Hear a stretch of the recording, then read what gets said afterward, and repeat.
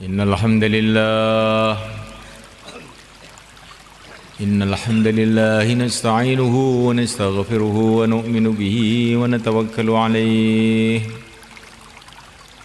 ونعوذ به من شرور أنفسنا من سيئات أعمالنا من يهدي الله فلا مضل له ومن يضلل فلا هادي له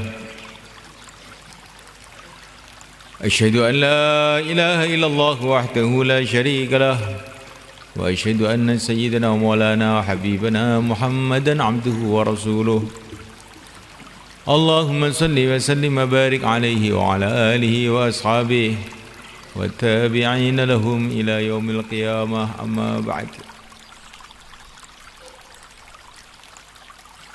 فقد قال في كتابه الكريم إن الذين قالوا ربنا الله ثم استقاموا تتنزل عليهم الملائكة ألا تخافوا ولا تحزنوا وأبشروا بالجنة التي كنتم توعدون نحن أولياؤكم في الحياة الدنيا وفي الآخرة ولكم فيها ما تشتهي أنفسكم ولكم فيها ما تدعون نزلا من غفور رحيم ومن أحسن قولا ممن دعا إلى الله وعمل صالحا وقال إنني من المسلمين ولا تستوي الحسنة ولا السيئة ادفع بالتي هي أحسن فإذا الذي بينك وبينه عداوة كأنه ولي حميم وما يلقاها إلا الذين صبروا وما يلقاها إلا ذو حظ عظيم. Hadirin yang dimuliakan, dalam majelis kita ini kita akan sedikit mudzakarah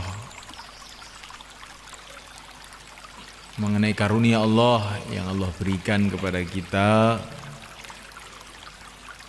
di mana Allah Subhanahu wa taala telah menjadikan kita ini orang-orang masjid.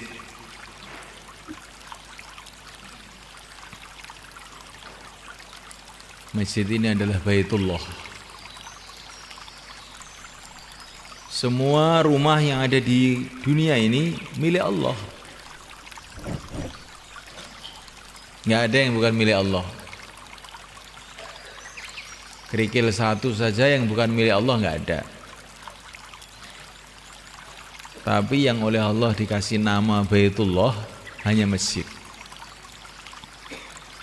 Karena begitu mulianya masjid di sisi Allah Subhanahu wa taala.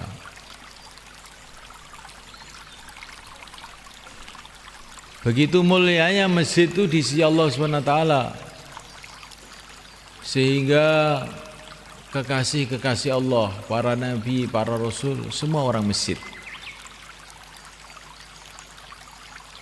Begitu mulianya masjid itu di sisi Allah Subhanahu wa taala, seluruh para nabi orang masjid.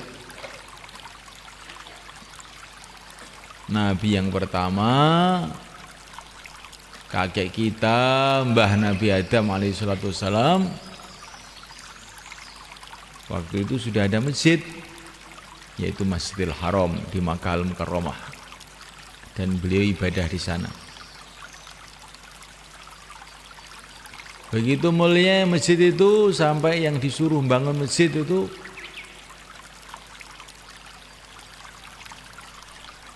termasuk para nabi disuruh bangun masjid. Allah Subhanahu wa taala bercerita bagaimana Nabi Ibrahim Khalilullah bersama anaknya Nabi Ismail Nabiullah bangun masjid.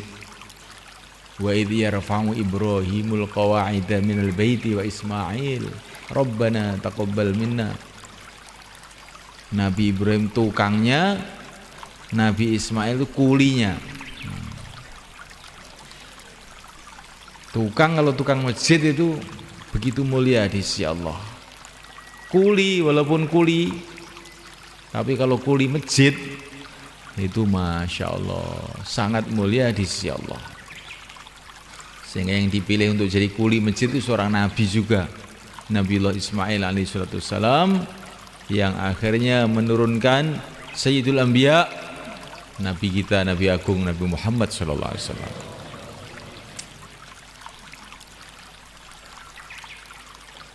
Begitu mulianya masjid itu di sisi Allah.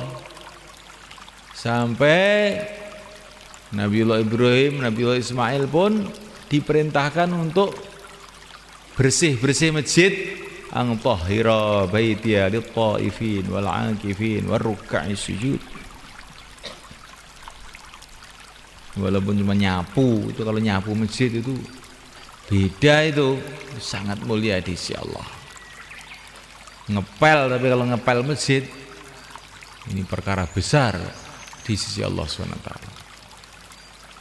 Para nabi, bahkan Sayyidul Anbiya, baginda Nabi alaihissalam, beliau melihat ada dahak, ada liak di masjid, langsung wajahnya memerah, dibersihkan sendiri, digosok itu, kemudian dikasih minyak wangi bekasnya itu, dikasih wangi-wangian masjid itu oleh Rasulullah SAW dengan tangan beliau sendiri. Liaknya, dahaknya itu dibersihkan oleh tangan beliau sendiri. Begitu mulianya masjid itu di sisi Allah.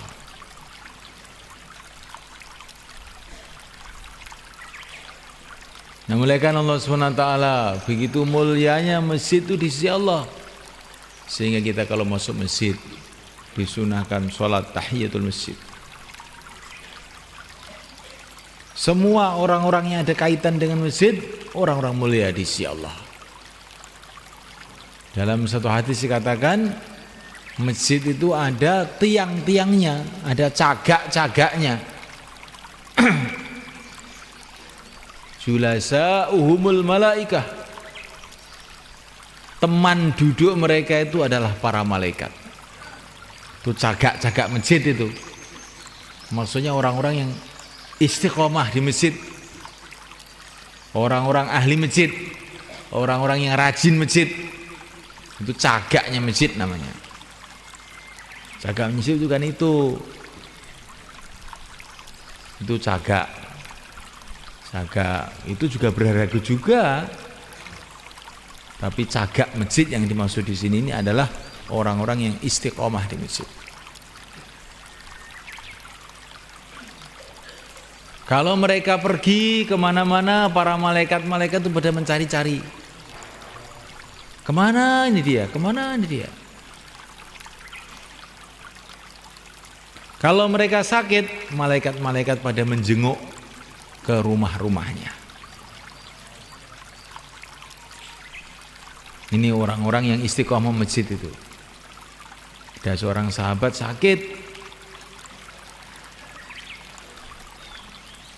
dijenguk oleh Rasulullah SAW. Maka sahabat tadi mengatakan, ya Rasulullah, baru saja dari sini ada orang menjenguk saya. Orangnya begitu ganteng, baunya begitu wangi, pokoknya nggak ada lah orang kayak dia. Tidak ada orang yang lebih ganteng, lebih mulia daripada dia, selain engkau saja ya Rasulullah. Selain engkau saja ya Rasulullah. Tapi saya tidak kenal, dia sudah pergi, baru saja. Nabi mengatakan, itu tadi Jibril menjenguk kamu. Masya Allah. Ini ahli masjid tuh, kalau sakit bisa dijenguk Jibril itu semua malaikat. Jibril bukan datang kepada para nabi saja, datang kepada orang-orang ahli masjid.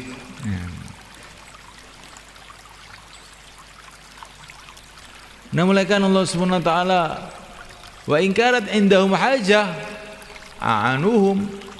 Orang-orang ahli masjid ini kalau mereka punya hajat-hajat, malaikat-malaikat akan digerakkan oleh Allah untuk membantu mereka.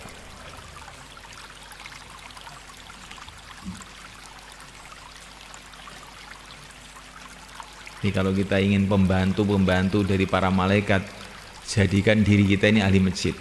Insyaallah mulai kan? Ini ahli masjid ini. Belum imam masjid. Masya Allah. Imam masjid ini mesti ahli masjid toh. Apa ada imam sekali ngimami terus pergi 1 bulan terus baru ngimami lagi? Biasanya imam tuh mesti istiqomah masjid. Biasanya loh. Kalau imam kok tidak istiqomah ke masjid, wis naudzubillah itu. Harus taubat itu.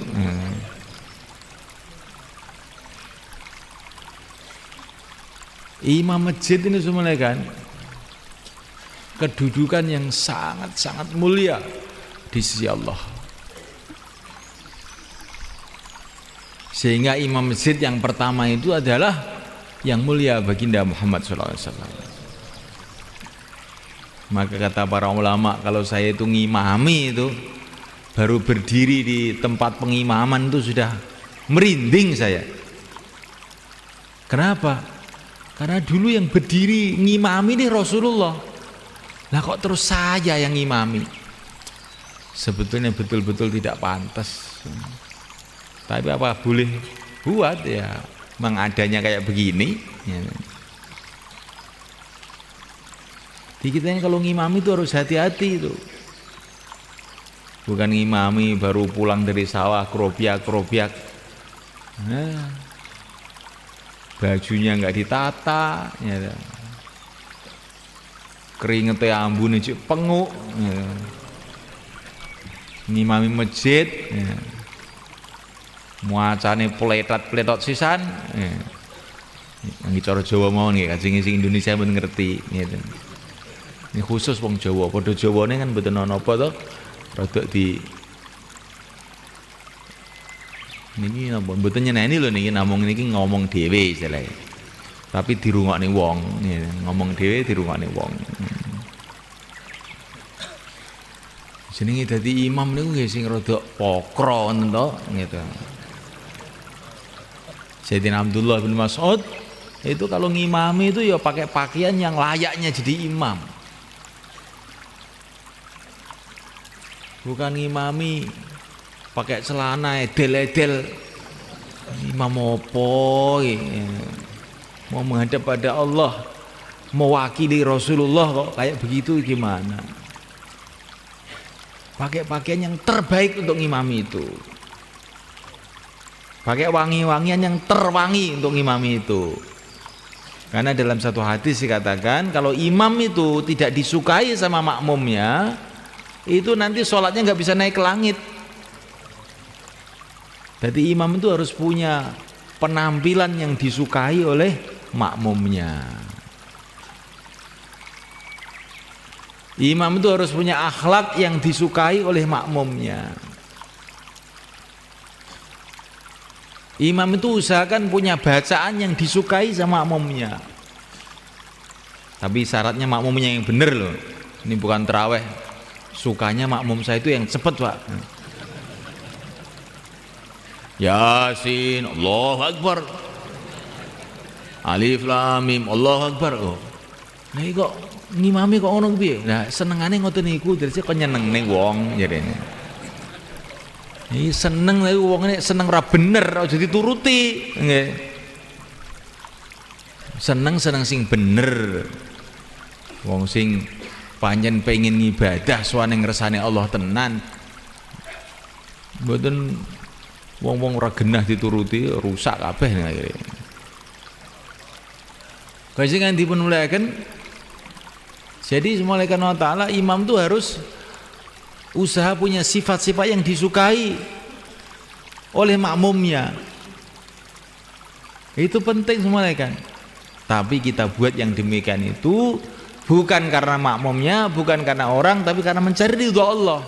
Saya menyenangkan makmum-makmum saya ini untuk mencari ridha Allah. Bacanya yang bagus, Fatihahnya yang bagus, surat-suratnya yang bagus, apalagi tarawih ini. Yang tumakninah semuanya kan. Karena Syaitan itu banyak menipu kita. Sholat tarawih itu dibikin begitu cepat, ya, super cepat, ya. Sampai Fatihahnya dipotong-potong, ya, korting, ya. Nggak ada baca dunga iftitah kabiro walhamdulillah kabiro, sudah nggak ada. Itu sunnah loh. Kalau sunnah itu harus ditinggal gitu apa gimana? Setiap sunnah ditinggalkan, setiap sunnah tinggalkan, akhirnya sunnah itu jadi haram akhir lama-lama jadinya. Baca dunga iftitah itu yang sempurna walaupun itu sholat sunnah.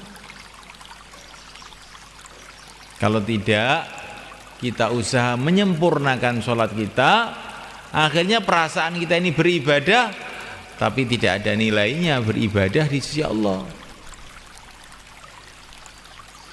Baca yang bagus, rukuknya yang tumaknina, sujudnya yang tumaknina. Kita sholat 2 rakaat, tumakninah tertib lebih baik daripada 1.000.000 rakaat tidak tertib. Iya nggak semuanya kan? 1.000.000 rakaat nggak tertib, namanya bukan sholat. 2 rakaat tertib, ini namanya sholat yang akan ada nilai besar di sisi Allah. Tapi jangan dijadikan alasan. Kalau begitu nanti tarawih 2 rakaat saja Pak, jangan. Ya, daripada panjang tarawih 20, tetapi cepat-cepat lebih baik 2 rakaat tapi tumakninah. Kalau urusan agama itu jangan kamu bilang begitu. Kalau urusan dunia kita ini nerimo, udah ini aja cukup. Pakai sambal juga sudah nggak apa-apa. Tapi kalau urusan agama, kesempatan kita amal itu cuma sekali di dunia ini. Sebentar lagi kita akan mati, tidak ada kesempatan amal. Ya jangan 2 rakaat toh.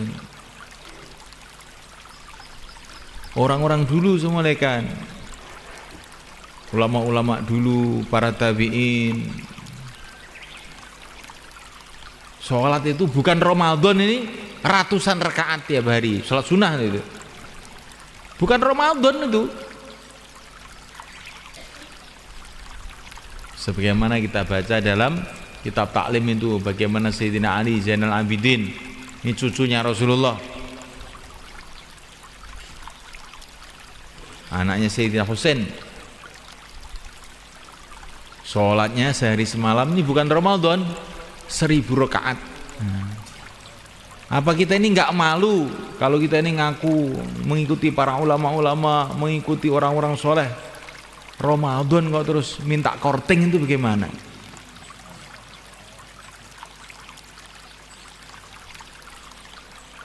Minimal 20 tarawih itu, insyaallah mulai kan? Itu jumhurul ulama itu tarawih itu 20, bukan 11. 11 boleh apa enggak? Saya tidak bilang boleh atau tidak, pokoknya para sahabat itu dulu 20. Saya tidak bicara boleh atau tidak, itu nanti di pondok itu nanti kalau boleh atau tidak itu. Sekarang ini kita ini maunya semua 20. Di Mekah sekarang juga 20, di Madinah 20, di tempat kita pun 20, tarawih 20. Gimana mulai kan? Para sahabat 20. Di situ ada ulama-ulamanya, di situ ada korek-koreknya, di situ masih ada Sayyidina Umar 20. Kita 20. Karena Allah menyuruh kita ikut para sahabat. Ya, 20. Witir paling sedikit 3. Kalau witirnya mau 11 bagus. Insyaallah mulai kan? Di 11 itu witirnya tok. Nah, bukan tarawihnya 11, bukan. Nah, kalau mau tambah lagi lebih baik lagi. Ada orang bilang dalilnya begini, dalilnya. Pokoknya saya mau mateng saja. Para sahabat, ulama-ulamanya kumpul semua di Masjid Nabawi 20. Saya 20. Dah. Mereka lebih paham mengenai agama daripada semua orang yang berpendapat. Madzhab 4 semua 20. Kita 20, insyaallah. Tapi kalau ada orang baru 2 rakaat terus pulang, doakan supaya Allah turunkan hidayah, gitu aja. Enggak usah dimarahi. Terus lumayan daripada gak gitu. Muga-muga Allah ngapura kowe, Kang. Ngono ae. Enggak usah dimarahi. Tapi ditargib, ini musim panen, musim barokah datang. Orang-orang zaman dulu, para sahabat, para tabi'in, tabi'ut tabi'in, kalau malam Ramadan sedikit tidur, bahkan banyak yang tidak tidur sama sekali. Kok kita ini terus begini ini, terus kita ini mau ikut siapa? Nah, tapi nggak usah dimarahi, dilokne aja. Tapi dalon-dalon ini kayaknya. Wayah panen nih, panen gedenan. Lah kok ora gelem golek pari, ora gelem golek bawon, ora gelem golek wadah, itu terus piye? Nah, mulaikan Allah SWT, maka kita imam-imam masjid ini kita siapkan. Kalau bisa ada orang-orang hafid Quran untuk Ramadan ini kita borong untuk ngimami di masjid kita, ya bagus sebenarnya. Sehingga satu Ramadan itu satu khataman pernah kita dengar dengan telinga kita. Ini termasuk sunnahnya para sahabat, sunnahnya para ulama yang sudah tersebar ke seluruh dunia kecuali Indonesia. Di Inggris saja itu kan tarawih itu satu khataman. Inggris tempatnya orang-orang mu'alaf yang baru sunat sudah umur 40 tahun itu, tarawihnya itu satu khataman. Masa kita ini Islam kawaan itu terus tarawih 10 surat itu pun cepet kayak sepur. Maka semuanya Allah kita fikirkan perkara ini, insyaallah malaikat. Imamnya itu bagian wiridannya, astagfirullah, bagian imam, yang imam biasa itu yang nggak hafal Quran itu bagian wiridannya, bagian dungo. Al barokah fi akabirina, barokah itu tempatnya orang-orang tua. Orang tua bagian doa, Allahumma sholli ala Muhammad. Nah, imamnya yang muda-muda yang hafal Quran, kalau ada loh ini. Kalau nggak ada ya seadanya. Tidak ada rotan, akar pun jadi. Hadirin yang dimuliakan, jadi imam itu bagaimana kita pikirkan untuk meningkatkan bacaannya, meningkatkan fikirnya. Imam itu Masya Allah, kalau zaman dulu itu semuanya kan namanya imam sholat itu ya imam masyarakat dalam agama. Ketika Rasulullah akan wafat semuanya kan, beliau sudah sakit keras tidak bisa ngimami, beliau memerintahkan Sayyidina Abu Bakar suruh ngimami.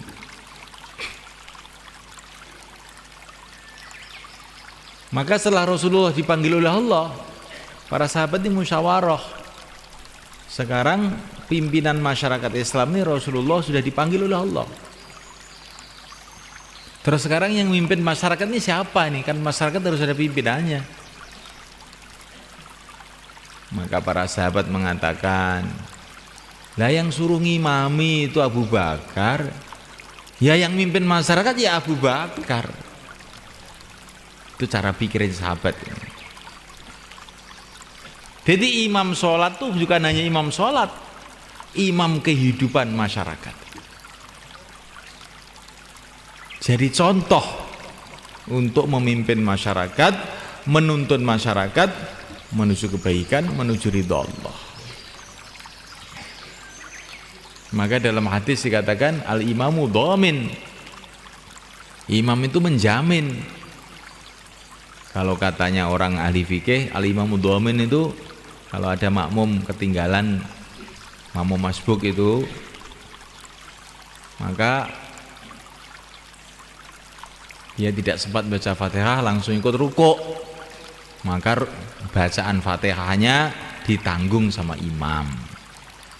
Itu kalau bahasan fikih. Tapi katanya orang tabligh itu domin, iman tuh menjamin tuh bukan hanya menjamin urusan sholat, menjamin bertanggung jawab bagaimana seluruh masyarakat itu amal agama. Insyaallah mulai kan. Jadi imam itu ada rasa tanggung jawab. Kayak Sayyidina Umar radhiyallahu taala anhu, habis sholat subuh dilihat makmumnya ini. Loh, Sulaiman kok nggak ada? Kemana ini Sulaiman? Nggak ada yang tahu. Langsung Sayyidina Umar habis sholat subuh itu pergi ke rumahnya Sulaiman. Ternyata Sulaiman masih tidur di rumah. Sayyidina Umar tanya kepada ibunya, Sulaiman kemana? Enggak ke masjid subuh. Ya Amirul Mukminin, ini Sulaiman tahajud semalam suntuk, enggak tidur tadi malam itu. Datang waktu subuh dia langsung sholat subuh di rumah, terus tidur di rumah. Sekarang bangkong. Sayyidina Umar mengatakan, saya lebih suka Sulaiman tidur semalam suntuk tapi sholat jamaah subuh, bukan malah dibalik. Malam tidak tidur tahajud, subuh nggak jamaah. Jangan gitu. Ini namanya ini al-imamu dhamin. Imam itu bertanggung jawab, ada mikir. Jangan imam makmumnya hilang, makmumnya mati, makmumnya sudah nggak tahu. Nah, ini namanya imamnya tidak ada bertanggung jawab namanya. Imam itu harus mikir, hari ini yang makmum berapa nih? 3 orang. Padahal orang sekitar masjid sini ini ada 50 orang, yang lain kemana ini? Harus saya cari satu persatu sampai 50 orang ke masjid semua. Insyaallah malaikat. Itu baru namanya imam itu ada tanggung jawab agama. Karena imam itu adalah kedudukannya Rasulullah dulunya itu malaikat. Sebagaimana Rasulullah itu memikirkan umat, siang malam menangis untuk umat, bergerak untuk umat, maka kita ini yang jadi ahli masjid, khususnya imamnya, ada tanggung jawab untuk memikirkan umat juga. Insyaallah malaikat. Sekarang muadzinnya Rasulullah itu adalah Sayyidina Bilal. Ini Sayyidina Bilal ini Masya Allah dipilih oleh Allah jadi muadzin. Kenapa? Kata para ulama, karena dia layak, pantas untuk mengingatkan orang kepada Allah itu pantas. Karena dia sudah lulus ujian. Ujiannya ketika masuk Islam disuweret di padang pasir, gebuki setengah mati, mulutnya ahad, Allah satu. Jadi dalam keadaan setengah mati, beliau masih mengingati Allah. Maka ini berarti ujian lulus. Dia setengah mati masih mengingati Allah. Untuk mengingatkan orang kepada Allah itu cocok orang begini ini. Ini usianya muadzin ini. Kalau muadzin ditempeleng Allah, alhamdulillah. Nah, ini lulus berarti. Kalau belum begitu, belum lulus. Diseret-seret karena agama. Allah, ini usianya muadzin. Kita punya muadzin begitu enggak? Muadzin malah diserahkan anak-anak kecil. Allah Akbar. Terus pujian enggak karu-karuan ngalor ngidul. Yang tua-tua apa sudah mati semua. Muadzin tuh carikan orang-orang seperti Sayyidina Bilal. Lah enggak ada sekarang, minimal karkun 4 bulan. Sudah pernah mujahadah susah payah karena agama. Bagaimana kalau gitu malaikat? Ini pikir saya loh ini malaikat. Jadi orang yang risau agama, prihatin agama, susah payah untuk agama. Lah dia ini kalau adzan, nanti adzannya itu ada ruhnya, ada kekuatannya. Seperti Sayyidina Bilal. Kalau beliau adzan, asyhadu anna Muhammadar Rasulullah. Setelah wafatnya Rasulullah, orang Madinah itu pada nangis semua, ingat Rasulullah mereka. Karena hati beliau dipenuhi dengan kecintaan kepada Rasulullah yang luar biasa. Sehingga Sayyidina Bilal itu ketika mau wafat malah bernyanyi-nyanyi gembira. Besok saya ketemu Rasulullah, besok saya ketemu para sahabat, kekasih-kekasih saya. Ghadan nalqal ahibbah Muhammadan wa hizbah.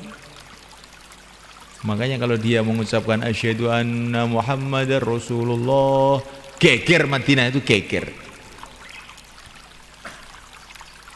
Bagaimana kalau kita cari muadzin seperti itu? Insyaallah malaikat. Maknanya itu muadzin itu harus cari orang yang sungguh-sungguh gitu loh semuanya kan. Kalau nggak ada yang kayak Sayyidina Bilal ya jangan nemen-nemen gitu loh. Habis ngerokok gudang garam, gitu. Nggak kumur, nggak apa, ke masjid Allah. Iya ada nopo ya. Wis gak bermutu belas ini. Gak ngekopi hasisan. Ini ki masjid kita kaya ngeten iki, Pak. Lah wong Islam niku jantunge niku masjid. Nek wis masjid iki wis englek-englek kaya ngoten niku mungkin amalan-amalan liyane biasanya wis tambah nemen akhirnya.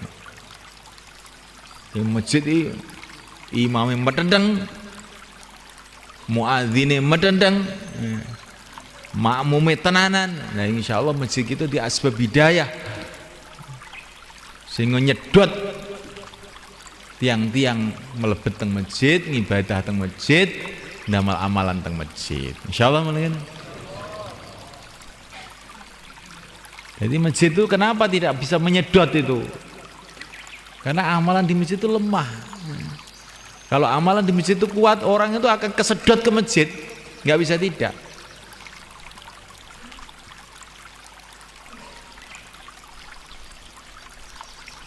Jadi kalau orang-orang tidak pergi ke masjid, tetangga-tetangga masjid tidak pergi ke masjid, kita jangan nyalahkan orang dulu, tapi amalan masjid kita kuatkan. Jadi kalau kita kuatkan, insya Allah dengan izin Allah itu akan nyedot orang-orang di luar masjid untuk masuk masjid. Insya Allah malaikat. Sayyidina Bilal itu semua kan setiap mau azan tuh doa dulu. Allahumma inni asta'inuka ala Quraisy ayyuqimu dinak. Terus Allahu Akbar, baru begitu. Ya Allah, aku minta tolong kepada Engkau agar orang-orang Quraisy ini mau mengamalkan agamamu ya Allah. Karena waktu itu yang musuh agama itu orang Quraisy. Maka Sayyidina Bilal ini setiap mau adzan itu doa, mendoakan orang Quraisy agar mereka dapat hidayat mau mengamalkan agama. Kalau doa habis adzan, itu semua orang tahu. Doa sebelum adzan ini sedikit yang tahu ini doanya Sayyidina Bilal ini. Ya Allah, aku minta tolong kepada Engkau, gerakkan orang Quraisy untuk bisa mengamalkan agamamu. Akhirnya seperti yang kita lihat dalam sejarah, orang-orang Quraisy akhirnya pada amal agama semua, masuk Islam semua. Yang pertama-tama musuhi orang Islam, orang Quraisy, tapi akhir-akhirnya yang membela agama, yang menyebarkan agama kebanyakan juga orang Quraisy. Ini anehnya semuanya kan. Nah, kita ini kalau melihat orang-orang yang musuhi agama itu jangan kita buruk sangka dulu. Ini kurang jopone, nggak pernah didoain ini. Akhirnya mereka itu gelap hatinya, akhirnya merusak agama. Ini termasuk tugasnya muadzin ini begitu itu. Maka imam masjid itu ada fikir, muadzinnya ada fikir, makmumnya setiap sholat doa untuk umat, ihdinas siratal mustaqim. Ya Allah tunjukilah kami semua, seluruh umat ya Allah tunjukilah jalan yang lurus.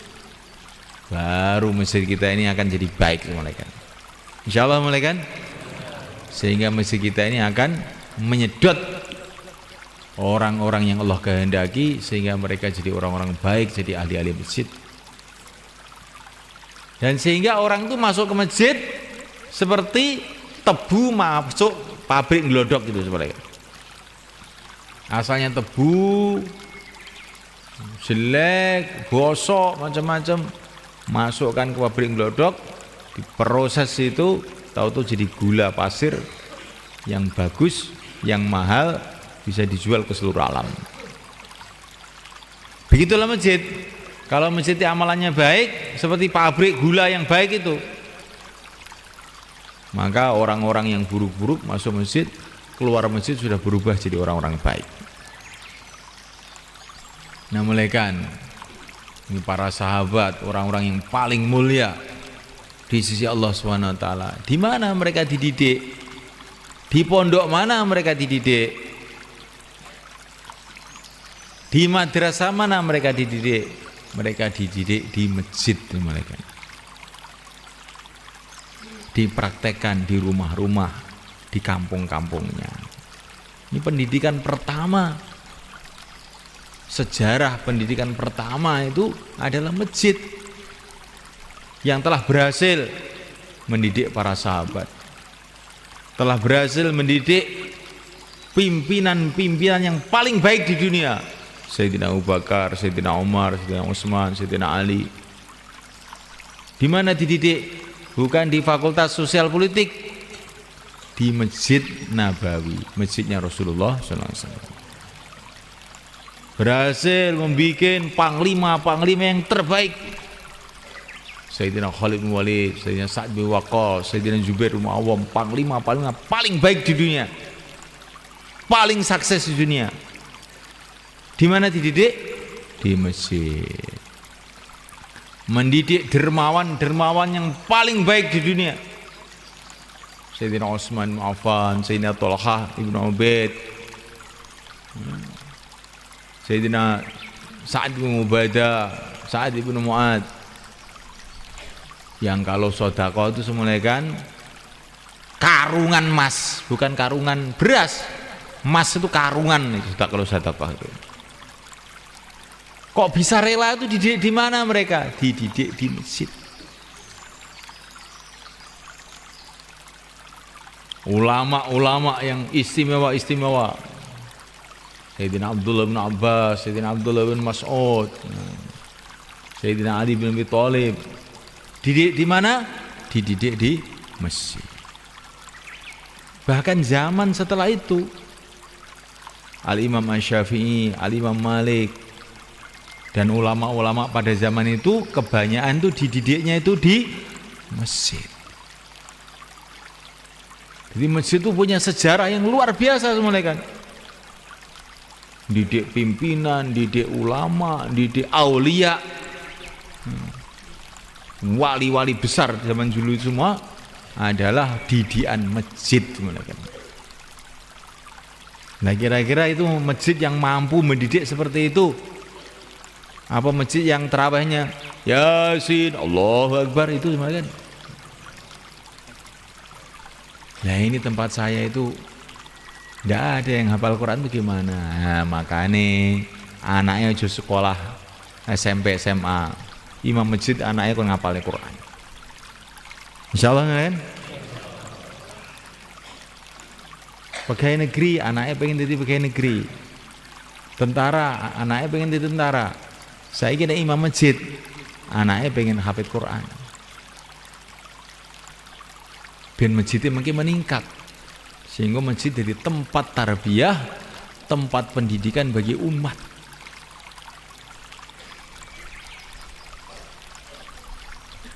Kamu hafal Quran, Ngapalan Quran di mana? Oh, di masjid sana. Zaman dulu tuh gitu malah kan. Kamu belajar hadis di mana? Di masjid sana. Kamu belajar fikih di mana? Di masjid sana. Itu zaman dulu tuh begitu. Karena masjid-masjid itu jadi pusat agama, pusat ilmu, pusat ibadah, pusat doa, pusat semua kehidupan yang baik-baik. Masya Allah, mencetak orang-orang baik yang akhirnya mendatangkan masyarakat yang baik yang menyebarkan agama di seluruh dunia ini. Maka kita niatkan untuk meningkatkan masjid kita, insya Allah malaikat. Kita niatkan. Sekarang itu sekolahan SD itu sudah ada aturannya. Kepalanya harus S1 namanya. Gurunya harus diploma 2 namanya. Orang-orang dunia itu sudah mikir bagaimana sekolahnya tambah maju. Nah, sekolahnya umat Islam tarbiyah agama ini yang terpenting adalah masjid, nggak dipikirkan. Pikirkan bagaimana imamnya meningkat, bagaimana muadzinnya meningkat, bagaimana merbotnya tukang nabuh beduk itu juga meningkat. Nah, meningkatnya bagaimana nabuh beduk aja. Merbote itu loh, ngerti waktu. Karena ada masjid itu belum subuh sudah dibeduki. Nah, itu kan bahaya itu. Karena kalau orang sholat ini sebelum waktunya kan nggak sah. Ngerti waktu. Merbote si bagian nabu beduk itu golek ning wong sing tenanan. Hampir tenanan piye? Tok nih 4 wulan. Insyaallah mulai kan. Minggu tenanan niku. Nek ora minggu nek nabu sak penake, dienggo klothekan akhire. Ramadan klothekan. Lah masjid nggo klothekan iki piye ta? Jadi saya mulaikan Allah Subhanahu wa taala masjid kita tingkatkan malaikat. Semuanya kita tingkatkan. Itu termasuk fasilitas-fasilitas zuhir pun kita tingkatkan. Baitullah kita mau yang datang ke masjid itu ada tamu-tamu Allah. Bikin WC yang bagus. Rumahnya WC-nya sudah diperbaiki, masjid kok nggak diperbaiki? Mana cinta kamu kepada Baitullah itu? Airnya dipenuhi semua, ini mau Ramadan cek semua, sanyo-sanyo, kompo-kompo, karan-kran, cek. Untuk apa? Untuk ikram tamu-tamu Allah. Nah, dengan cara begitu insya Allah akan ridho pada kita. Ada orang itu diceritakan para ulama mau digiring ke neraka di padang mahsyar. Di tengah jalan dia ketemu orang.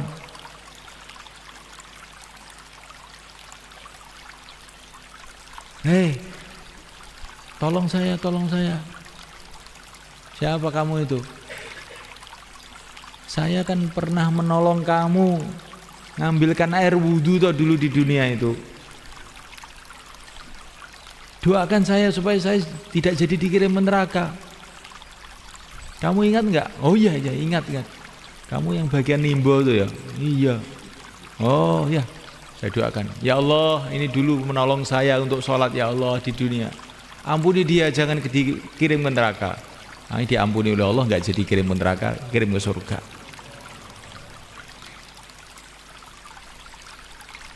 Jadi namanya walaupun dandani keran, ini keran masjid ini beda.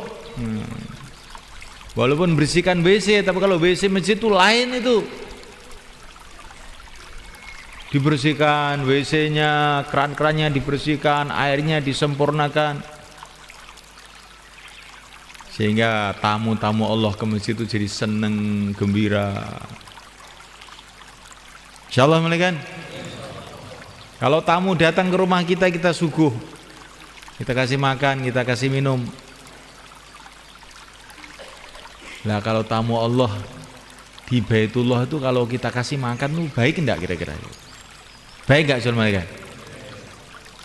Zaman biyen wong kuno-kuno niku nek jenenge Ramadan niku traweh karo nggo puluran istilah wong Jawa. Mbuh puluran manane napa ngertos. Nggawa telo, nggawa tiwul gitu. Nggawa ayam panggang kadang-kadang niku. Niku wong zaman kuno niku piwulange kiai-kiai zaman kuno. Saya sangat niku. Sekarang ini kalau di Madinah sekarang ini kalau Ramadan, Masya Allah, berbuka itu digelar itu, makanan itu di jalan-jalan, di masjid, di mana-mana tuh bareng orang ngasih makan semua. Nggak ada orang kelaparan kalau Ramadan.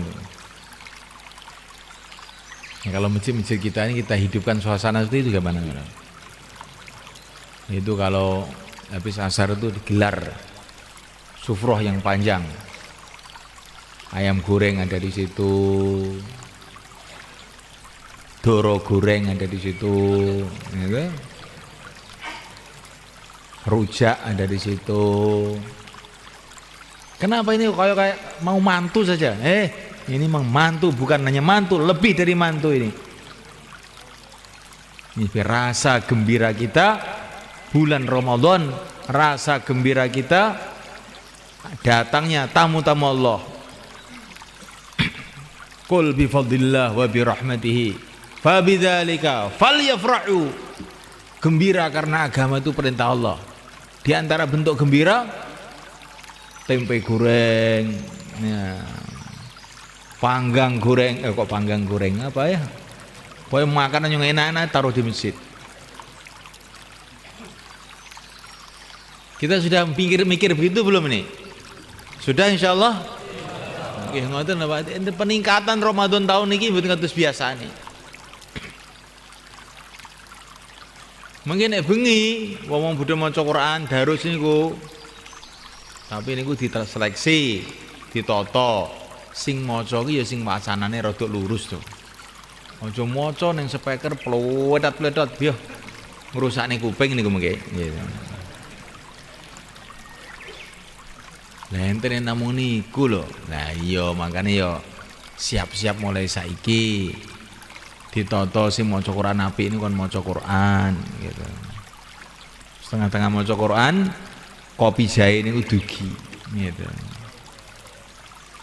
Karo cingkir ben kenceng pikire gitu.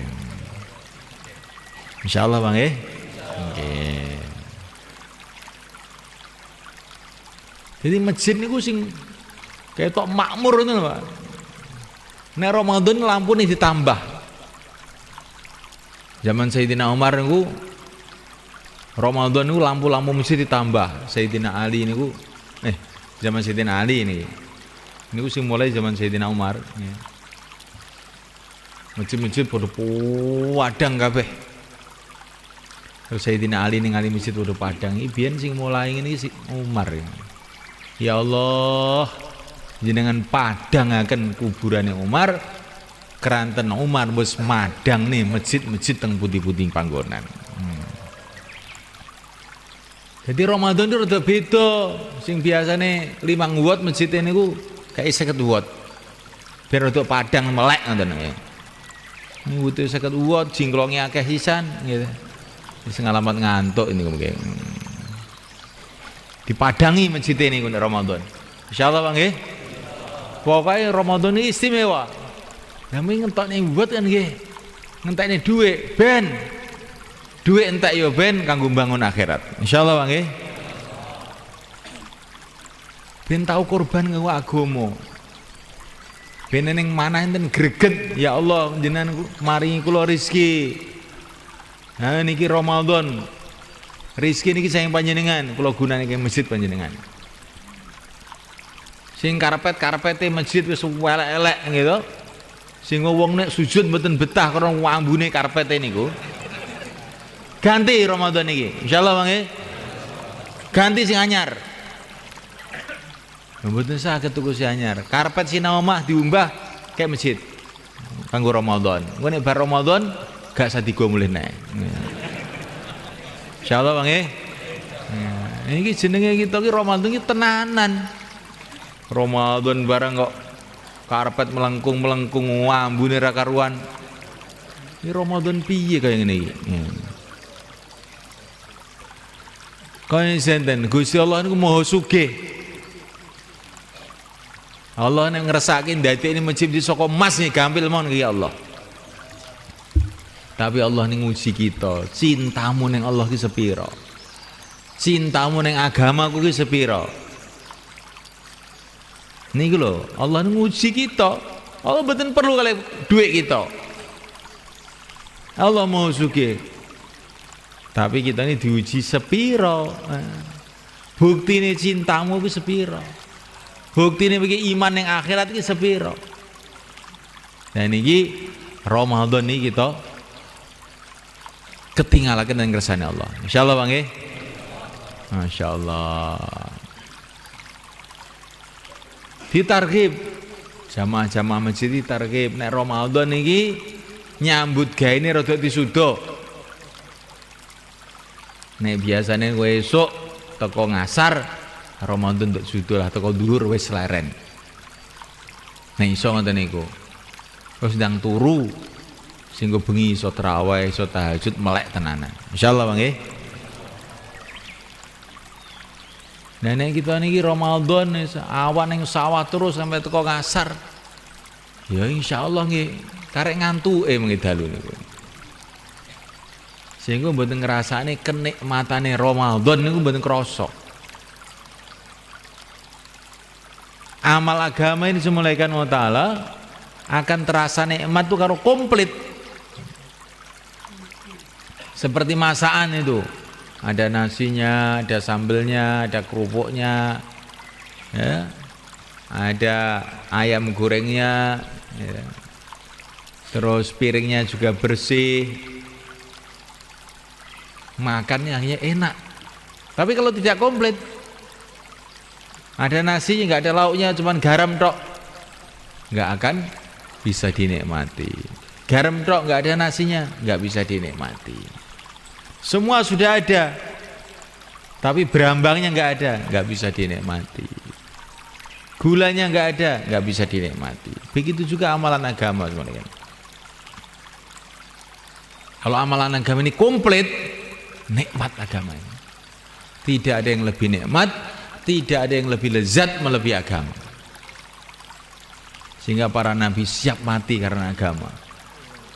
Karena saking lezatnya agama, saking indahnya agama. Ini enggak komplit, nikmatnya kurang. Maka Ramadan kita kompliti. Puasanya kita kompliti, tarawihnya kita kompliti, tahajudnya kita kompliti.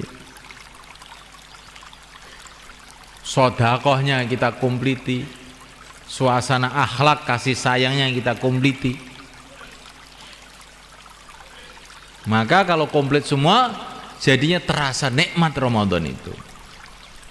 Sehingga Ramadan itu seperti yang diceritakan dalam Quran, kutiba alaikumusiyam kama kutiba alal ladzina min qablikum la'allakum tattaqun. Selesai Ramadan berubah menjadi orang-orang takwa. Ramadan itu tarbiyah la'allakum tattaqun. Sehingga kalau dikerjakan semuanya akhirnya menjadi orang-orang takwa, hatinya tawajuh kepada Allah, akhlaknya jadi baik, ibadahnya jadi khusyuk, rindu pada negeri akhirat. Ramadan itu begitu semuanya kan. Tapi kalau nggak komplit, kita kerjakan ala kadarnya, nanti nikmatnya kurang. Kula niki wiritan kok mboten saged nikmat kurang suwi. Jare lungguh 4 jam ngono ora krasa. Tapi ning nggur wiritan epek-epek terus baru turu, epek-epek gak tahu nikmat niku. Kula niki salat kok mboten saged khusyuk terus ini, kurang suwi. Salat balapannya sepur khusyuk piye? Njajal tarawih iki rodok suwi. 2 jam ngono, ora krasa. Saya itu di samping syarat-syarat lintune lho, panganane sing halal.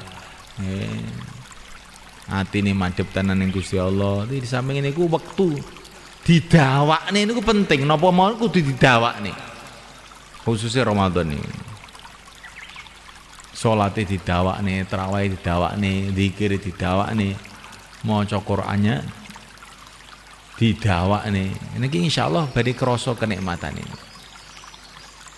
Insyaallah kita niat semulaikan. Kemudian semulaikan Allah Subhanahu wa taala, masyaallah. Ramadan ini juga punya sejarah yang luar biasa. Ketika Rasulullah datang ke Madinah, semulaikan, itu orang Islam juga sudah banyak, tapi orang kafir juga masih banyak. Tapi setelah tahun 2 pas Ramadan perang Badar, maka berbondong-bondong orang-orang kafir Madinah itu pada masuk Islam. Begitu juga Makkah. Makkah itu Fathu Makkah, gerudukannya orang Makkah masuk Islam itu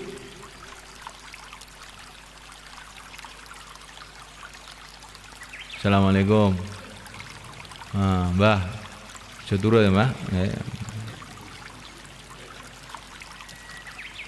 Gerudukannya orang Mekah masuk Islam itu waktu Ramadan juga. Tahun 8 Hijrah itu. Jadi ringkasnya itu Mekah Madinah itu banyak datang hidayah itu waktu Ramadan.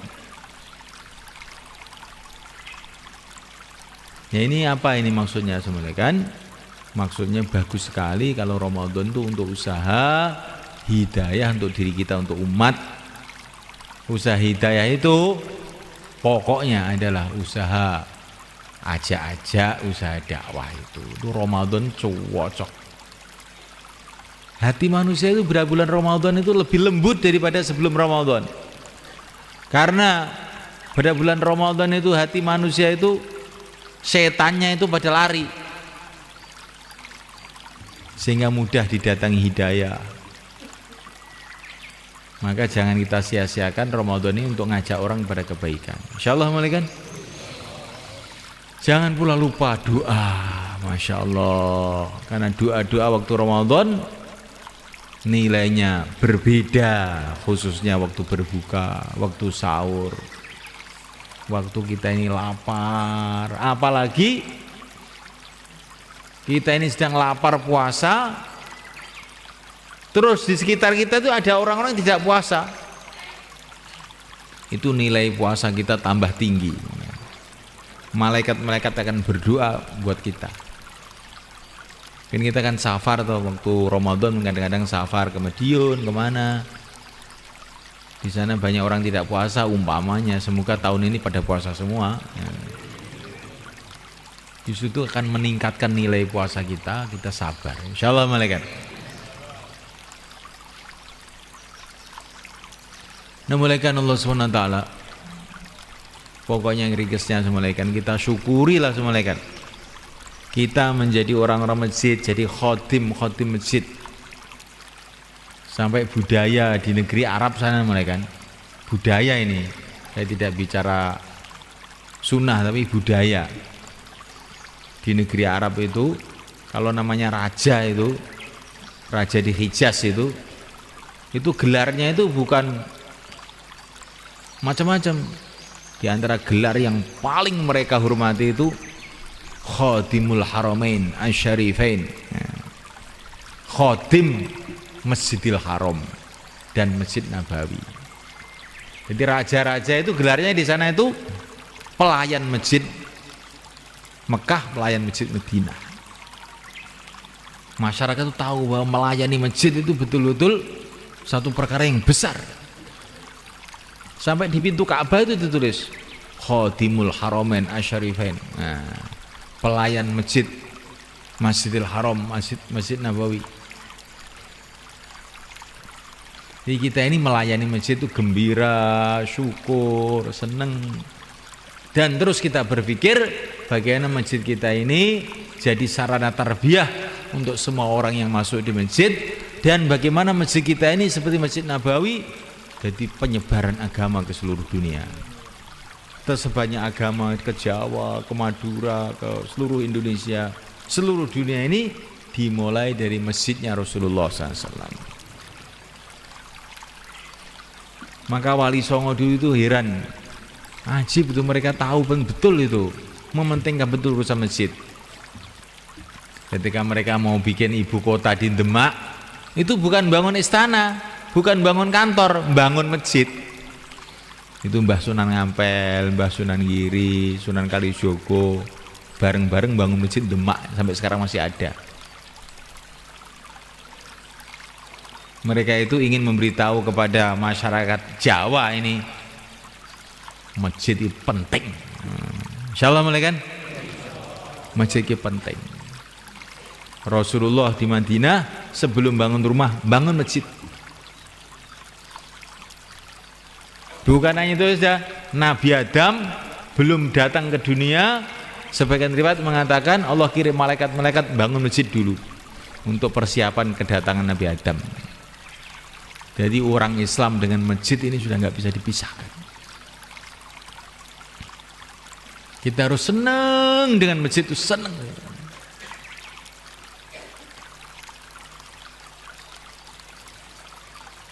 Kecintaan kita kepada masjid ini kita buktikan dengan meningkatkan seluruh amal-amal masjid, ibadahnya, dakwahnya, ngajinya, suasana kasih sayangnya, ikromnya, khidmatnya kita tingkatkan, kita mulai sekarang ini sehingga Ramadan nanti masjid kita ini sudah anget dengan amalan-amalan, sehingga akhirnya jadi asbab hidayah Ramadan ini, kampung-kampung berubah, kota-kota berubah, anak-anak kita berubah, istri kita berubah, barokahnya amal masjid dalam bulan Ramadan. Insyaallah mulaikan.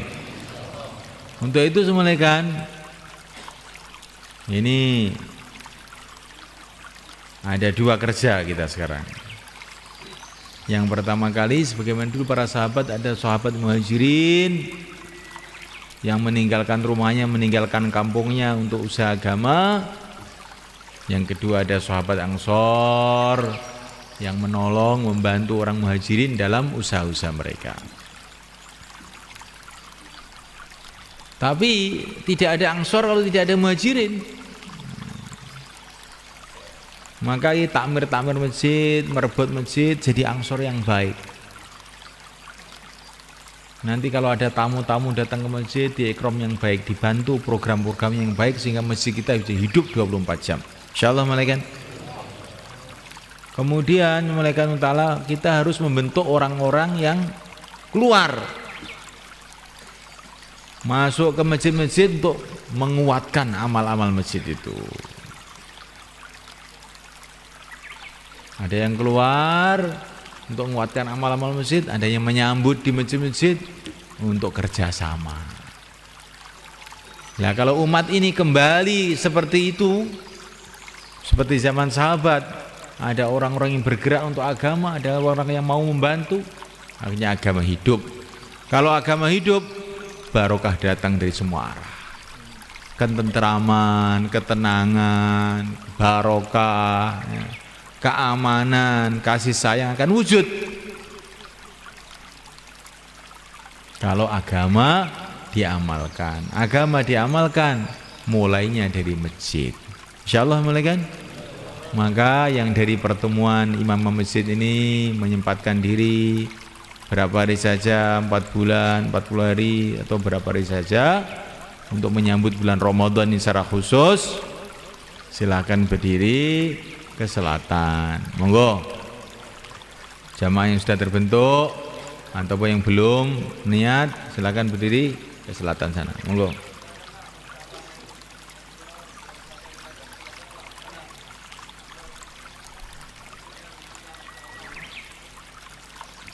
Niki saben dinten ngajaten teng mriki niki ben dinten ngeten niki. Cuma niki keranten imam masjid sami rawuh niku mawon. Kula niki neh matur dalon-dalon niku wau khawatir jenengan yo omong apa to iki. Niku dalon-dalon mun kula niku mun kula lembut napa niku. Mun kula lembut, nggih lembute wong Boro ngeten niki, ngeten. Nek umpama kula kasarne ngoten, agama keadaane kaya ngene imam masjid kaya bodho ngantuk piye. Umpama kula kasarne ngoten niku nggih. Ini kula lembutne sinten sing kersa medal kula aturi nyempataken nguatne amal masjid. Niki halus apa nggih? Halus. Sehingga sampeyan nek kula undang mriki malih mengki dhisik purun malih. Insyaallah Bang nggih. Nggih. Monggo sing badhe medal 4 bulan 40 hari, monggo. Monggo. Napa pinten-pinten 10 dina. Ben imam masjid niku metendeng tenan. Nek ndonga kunut Allahumma hdina fi man hadani nangis tenanan. Akhire hidayah medun tenanan. Ndonga kunut ora kok bar lho. Kok cepet men Mbah Kiai iki. Wis apal ya cepet tok. Donga kunut iki rada suwi ngono lho. Ben kebuka pintu-pintu langit iki. Allahumma hdina fi man hadai. Barik lana fi ma atait. Nek barik lana fi ma atait iki. Ya Allah leti berkahi perkawis-perkawis sing jenengan paringaken dhateng kula kok tenanan. Insyaallah jenengan mboten perlu utang bank. Ibaratke barik lana fi ma atait iki. Nek dhuwit kurang, apa-apa kurang, iki donga kunute loyo. Nah, terus donga kunut kuat, insyaallah mboten cukup kabeh ngoten wae. Apa meneh nek donga kunute dipepe garing jam 7 agek donga kunut. Nek pepe terus piye? Nek semboe donga kunute niki dikencengi niki insyaallah niku umat iki barokah. Kabeh sing sambat kok. Sambate napa? Rezekine kurang, ini kurang, ki kurang, ki kurang. Wis umat Islam nang ndi sambate kurang. Tibake mbasa kula dilok-dilok niku ndonga kunute gak tenanan. Nek mau ndonga kunute tenanan niku insyaallah mboten enten kurang. Insyaallah Bang nggih. Nah. Ini pusat kekuatane wong Islam kuwi enten masjid. Kekuatan Muslim masjid, mboten teng istana, mboten teng benteng, mboten teng tentara, mboten teng masjid. Niku Raja Abruhah, gitu. Nggo pasukan gajah saka Yaman nyerbu Mekah. Oh, tapi iki masjid barokah, Abruhah hancur malah. Di kekuatannya wong Islam enten masjid niki. Mboten enten bedil, mboten enten bom, enten masjid. Nek masjid makmur ditulung oleh Allah. Wis lah mbok bahaya sih kaya napa mawon aman mboten ana apa. Insyaallah Bang nggih. Masjid ini penting. Sakniki kita ngerti kekuatan Islam, kekuatan ekonomi, kekuatan politik, kekuatan teknologi. Kekuatan umat Islam itu di masjid. Nah, kalau amal masjid hidup sungguh-sungguh Allah jaga umat ini. Ada 1000 kapal pasukan penuh dari Romawi mau menyerbu Madinah pada zaman Sayyidina Ali itu. 1000 kapal tentara mau nyerbu Madinah karena Madinah dekat pantai itu, nyerbu Madinah. Tapi wong Madinah ini ada masjidnya yang hidup amalan yang sebenarnya. Itu kapal di tengah lautan numplek semua, mati semua. Kecuali jenderalnya saja yang enggak mati, pulang ke Romawi. Pulang laporan sama Raja Romawi. Pasukan kamu mana? Pasukannya mati semua, tenggelam. Rajanya marah, kurang ajar, jenderal goblok. Jenderalnya langsung dipotong lehernya sisan. Wes mati sisan. Ini barokahnya amalan Masjid Nabawi pada zaman itu. Maka masjid kita ini kita kuatkan amalannya mulai sekarang. Insyaallah malaikat. Masjid harus ada dakwah, amar ma'ruf nahi mungkar. Masjid harus ada ngaji, masjid harus ada ibadahnya kuat, tarawih panjang. Masjid harus ada suasana ikram, kasih sayang, khidmat antara umat. maka masjid kita nanti akan jadi sumber barokah untuk kampung itu. Ini ada cerita mulai kan, ceritanya kiai-kiai itu di kitab ini. Ada seorang wali Allah masuk kampung malam-malam, masuk kampung, rumah sudah tutup semua, orang sudah pada tidur semua. Akhirnya beliau pergi ke masjid, tidur di masjid. Tapi di tengah tidur itu ada suara, ya Allah, hancurkan kampung ini ya Allah, hancurkan kampung ini ya Allah. Maka wali itu terkejut, suara siapa ini kok doa kok kayak begini. Dicari di masjid nggak ada, luar masjid nggak ada. Ternyata suara itu dari mana? Dari tembok masjid itu. Loh, yang doa ini tembok masjid ya ternyata. Maka beliau termenung, loh, berarti masjid ini marah sama orang kampung ini gara-gara sepi nggak ada orangnya ini. Akhirnya beliau keluar, datang ke rumah-rumah, dikasih tahu masjid kamu itu loh marah sekarang itu. Yang marah itu bukan hanya orang saja, tiang-tiang masjid, tembok-tembok masjid marah sekarang. Ini kalau nggak cepat-cepat kamu makmurkan masjid ini bahaya ini. Akhirnya orang-orang kampung pada datang ke masjid. Setelah itu wali tadi tidur lagi di masjid. Ada suara, ya Allah berkatilah orang kampung ini, ya Allah berkatilah orang kampung ini. Ternyata suara tembok malaikat. Aneh nggak ini cerita ini? Bagi orang ahlul iman tidak aneh, bisa saja. Kalau manusia bisa bikin tape, bisa bikin kaset, benda-benda mati bisa ini dengan itu kupingan itu apa itu? Kita bisa mendengar. Nah, itu. Maka wali-wali itu kupingnya itu ada alatnya itu. Karena banyak ibadah, banyak doa, nggak pernah maksiat. Akhirnya oleh Allah kupingnya dipasang alat, nggak tahu alatnya itu nggak bisa dilihat. Sehingga suaranya tembok pun terdengar. Dulu di Ngawi ini kalau ada orang Ngawi itu ada namanya Mbah Kiai Ghazali, Kerten. Itu cerita sama saya itu waktu mondok. Ini cerita Pak ini ya. Ini gak bayangin dongeng. Ya. Indongeng lagi. Pulang dari pondok itu jalan kaki zaman dulu itu. Malam-malam ada suara nangis, maka dia, ini suara siapa nih kok ngeres banget gitu loh, nangis. Dia cari, ini siapa nih kok nangis. Ternyata sumber suara itu dari lumbung padi itu, lumbung padi itu. Maka diintip, yang nangis siapa? Ternyata yang nangis itu padi yang ada di lumbung itu yang nangis itu. Loh kok nangis? Maka tersentak, kenapa nangis? Karena saya ini dibikin riba. Ribo. Itu kalau telinga kita ini baik mulai kan, kalau kita lewat di bank-bank desa itu nangis semua itu. Duit-duit, meja-meja itu nangis semua itu.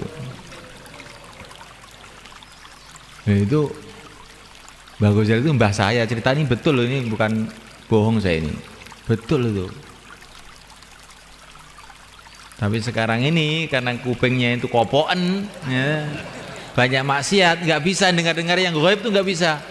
Yang didengar televisi, radio, internet, karena kupingnya sudah rusak. Sistem gaib yang ada di kuping itu sudah rusak, konslet. Bahkan dengar ngaji pun nggak nyantol, dengar ngaji nggak nyantol. Tapi kalau dengar yang maksiat nyantol. Nah ini sudah kuping rusak ini. Nah ini untuk memperbaiki itu dengan Ramadan ini. Insyaallah malaikat. Malam mesti kita kuatkan kuping kita ini, kita dengarkan bacaan Quran, ngaji, nasihat. Mulut kita sibukkan dengan dakwah, ngajak kepada kebaikan. Badan kita sibukkan dalam taat. Insya Allah nanti habis Ramadan itu berubah itu. Dengan ngaji kok berubah jadi enak gitu ya. Sholat kok enteng. Wah ini berarti sudah ada perbaikan. Tapi kalau sholat kok masih terasa berat, jadi perbaikan belum terjadi. Perlu kita tambah lagi. Insyaallah malaikat. Saya kira itu yang bisa saya sampaikan. Malaikat, saya minta maaf. Kita akhiri majlis kita ini dengan doa. Allahumma shalli ala sayyidina Muhammad wa ala ali sayyidina Muhammad. Wa radhiyallahu ta'ala an kulli ashabi rasul ajma'in. Allahumma fir lana yassir lana barik lana ya Allah. Allahumma hdina fi man hadait wa afina fi man afait wa tawallana fi man tawallait wa barik lana fi ma atait wa qina bi rahmatika syarra ma qadait innaka taqdi wa la yuqda alaik innahu la yadhillu ma walait wa la ya'izzu man adait tabarak rabbana wa ta'ala wa lakal hamdu ala ma qadait wa lakal syukru ala ma atait nastaghfiruka wa natubu ilaik nastaghfiruka wa natubu ilaik nastaghfiruka wa natubu ilaik nastaghfiruka wa natubu ilaik. Ya Allah, ya Allah, ya terimalah kami, terimalah masjid kami, terimalah kampung kami untuk berkhidmat pada agamamu ya Allah. Ya Allah, jadikanlah semuanya ya Allah asbab hidayah untuk diri kami, keluarga kami, anak cucu kami, umat seluruh alam ya Allah. Ya Allah, mudahkanlah kami ya Allah untuk kembali pada agamamu ya Allah. Mudahkan keluarga kami untuk kembali pada agamamu ya Allah. Mudahkanlah teman-teman kami untuk kembali pada agamamu ya Allah. Tuntunlah umat ini ya Allah, wanitanya, laki-lakinya, anak mudanya kembali pada agamamu ya Allah. Kembalikanlah umat ini pada agamamu ya Allah. Tuntunlah mereka pada agamamu ya Allah. Bimbinglah mereka pada agamamu ya Allah, menuju ridhamu ya Allah, sehingga mulia dunia mulia akhirat ya Allah. Rabbana atina fid dunya hasanah wa fil akhirati hasanah wa qina adzabannar. Wa sallallahu wasallam wa baraka ala sayyidina Maulana Muhammad wa ala alihi washabihi ajmain. Walhamdulillahirabbil alamin. Al-Fatihah.